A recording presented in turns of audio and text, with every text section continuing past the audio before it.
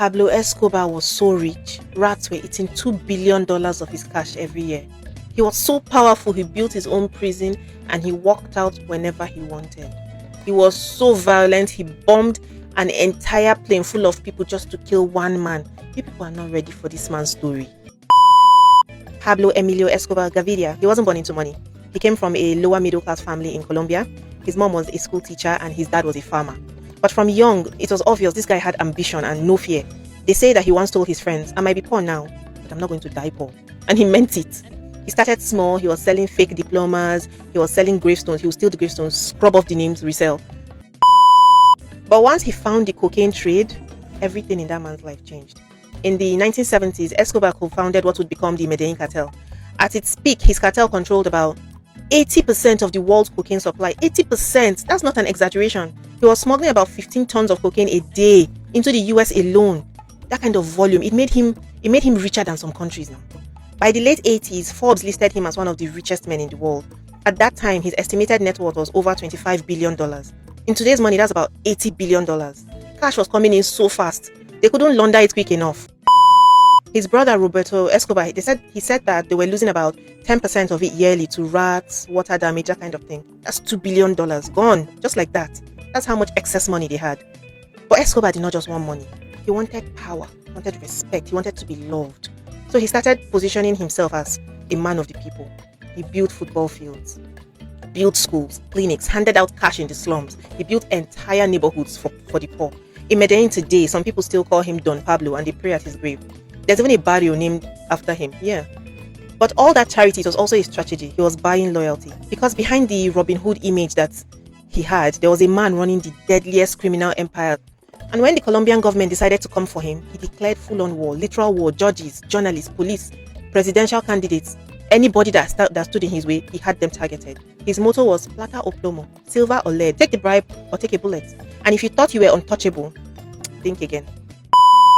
When presidential candidate Luis Carlos Galan, he refused to back down from his anti-drug stance, Escobar had him shot at a rally in front of a big crowd.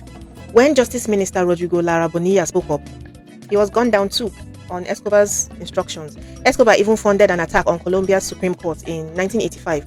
He used M19 guerrillas to storm the place, burn extradition documents. Over 100 people died, including 11 Supreme Court justices, all to erase his name from one list. This man didn't care. But the worst was probably Avianca Flight 203. In 1989, Escobar got intel that another presidential candidate, Cesar Gaviria, he was flying on that commercial plane. So he planted a bomb. The plane exploded mid-air, killed 107 people. Gaviria was not even on the flight. He survived. Everybody else did not. Just to kill one man, Escobar took out an entire plane of innocent civilians. The Colombian government, with the help from the US, DEA, they declared all-out war. They formed a special unit. It was called the Search Block, just to hunt him down. But Escobar still found a way to win, temporarily. In 1991, he made a deal. He agreed to surrender and stop his crimes. But in exchange, he wouldn't be extradited to the US. And he wanted to build his own prison. And they agreed. He did. It was called La Catedral. It wasn't a prison. It was more like a palace. That man had a jacuzzi now, a nightclub, a bar, a waterfall, a soccer pitch. He even built a life-size dollhouse for his daughter on the grounds. He picked the guards by himself. Let's be honest, they were not there to watch him. They were there to protect him. No government official ever stepped foot inside unless he was invited. From that prison, he kept running his empire as if nothing had changed, until he messed up. Two of his top men, they went missing after a money dispute. Now the rumor was that he had them tortured and killed inside on the grounds of La Catedral. That was the final straw. In 1992, the government moved to transfer him to a real jail, but Escobar had already planned his exit.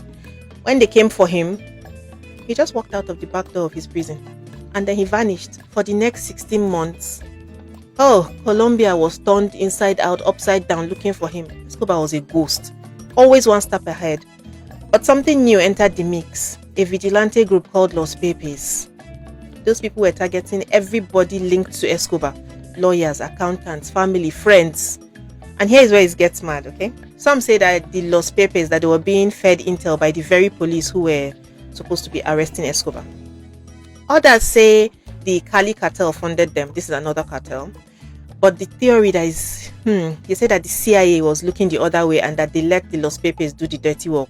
Whatever the truth is, the timing was too perfect. Okay. Then by the end of 1993, Escobar was weak. He was isolated. He was always on the run. And on 2nd of December, just one day after his 44th birthday, he made a phone call to his son. That call was traced. Police stormed the house in the middle of Medellín.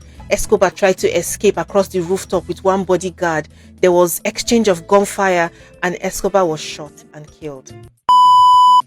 Officially, the police took the credit for his killing, but his family insists that he shot himself through the ear, just like he always said that he would do. You can decide what you want to believe. Over 25,000 people came to his funeral. Some mourned, cried. Others just came to confirm and make sure that this man was dead. And while the Medellín Cartel died with him, Escobar's name did not disappear. His story only got louder even after his death. He's on t-shirts, he's in TV shows, in rap lyrics. His house is now a tourist stop. His hippos, yep. He smuggled 4 hippos into his zoo. Now they have multiplied. There is over 100 of them roaming wild in Colombia, causing ecological problems and chaos. The government is still trying to fix this hippo problem. Pablo Escobar is gone, but the chaos that he left behind is still alive in the rivers, in the headlines, in the myths, in the madness. That's Pablo Escobar. Thank you so much for watching this video. If you enjoy stories like this, please follow me. I tell these stories all the time.